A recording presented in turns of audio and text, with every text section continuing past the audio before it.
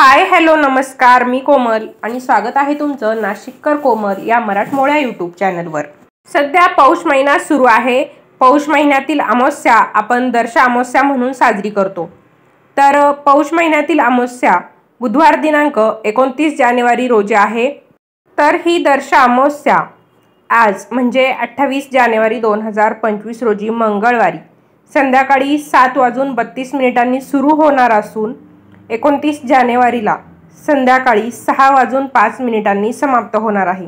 तर उदय तिथीनुसार 29 जानेवारी 2025 रोजी दर्शा अमावस्या आहे। या अमावस्येला धार्मिक दृष्टिकोनातून खूप महत्त्व आहे।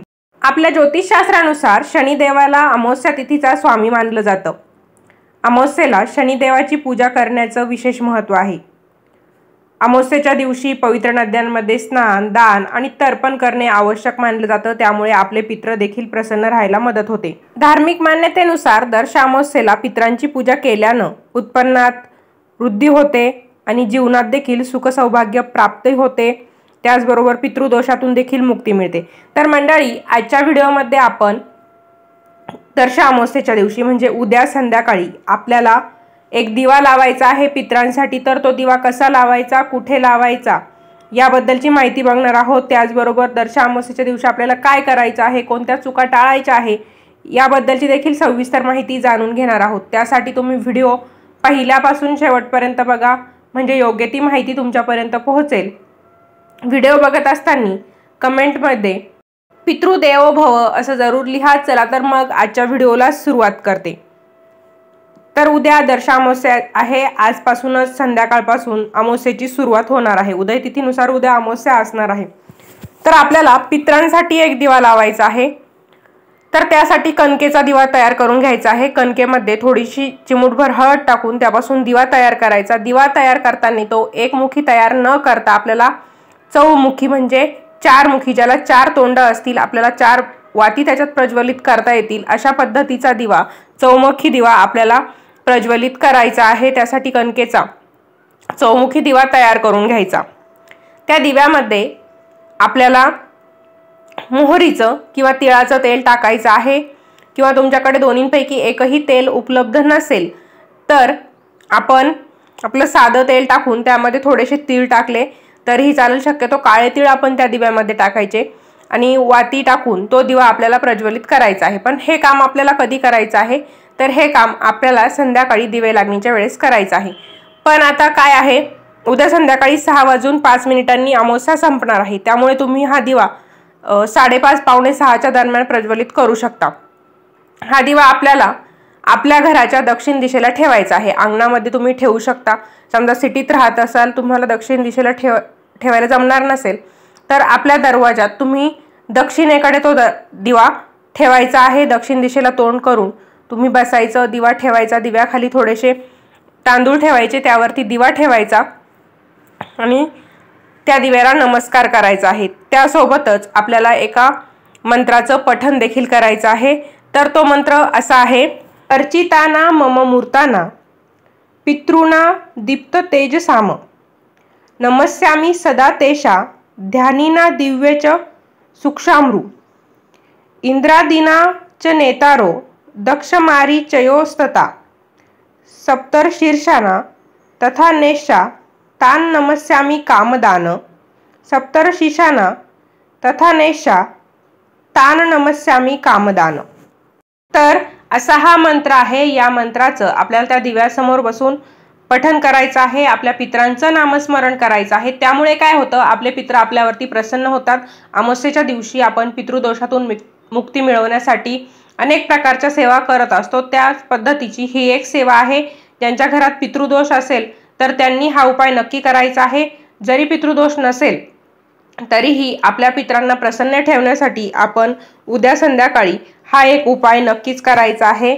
बऱ्याचदा आपल्याकडून पूजा करताना चुका होतात, ज्यामुळे पित्र नाराज होतात। तर त्या चुकांमुळे माणसाला जीवनामध्ये अनेक समस्यांना देखील सामोरं जावं लागतं। जर तुम्हालाही अतृप्त पितरांना प्रसन्न करून त्यांचा आशीर्वाद मिळवायचा असेल तर दर्शा अमावस्येच्या दिवशी आपण हा उपाय नक्की करा। त्यासोबत त्या विशेष मंत्राचं देखील पठण करा। असं मानलं जातं की या मंत्र आणि स्तोत्रांचं पठण केल्यानं पितृदोषापासून मुक्ती मिळते आणि आपलं जीवन देखील आनंदी होतं।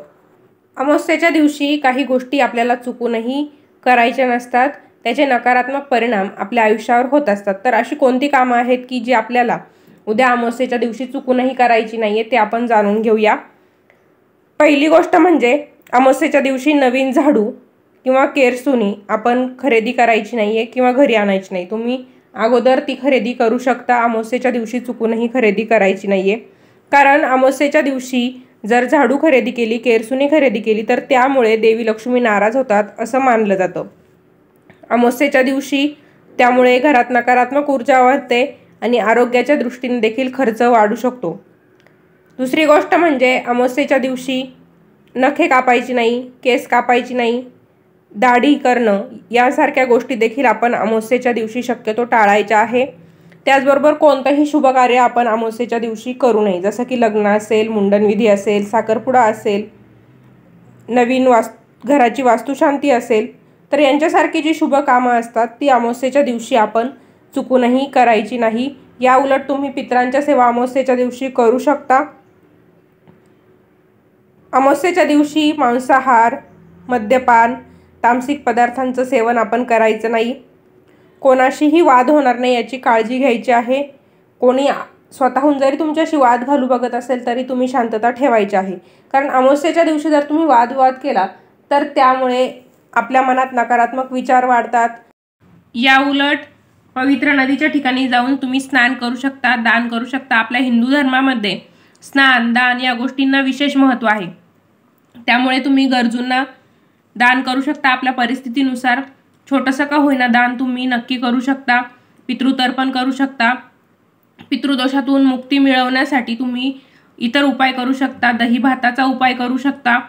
तसेच उद्याची जी अमावस्या आहे ती दर्शमौनी अमावस्या आहे, तर या दिवशी एक विशेष उपाय देखील तुम्ही करू शकता, तो म्हणजे मौन व्रत पाळणे।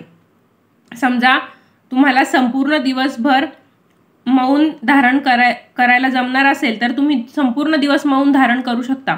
जर तुम्हाला शक्य नसेल तर तुम्ही कमीत कमी अर्धा ते 1 तास किंवा 2 तास देखील मौन पाळू शकता। त्या काळात तुम्ही कोणाशीही बोलायचं नाही। मौनी अमावस्या जी आहे तर मौन उपवास करण्यासाठी हा दिवस सर्वोत्तम मानला जातो, त्यामुळे तुम्ही मौन व्रत देखील उद्याच्या दिवशी पाळू शकता।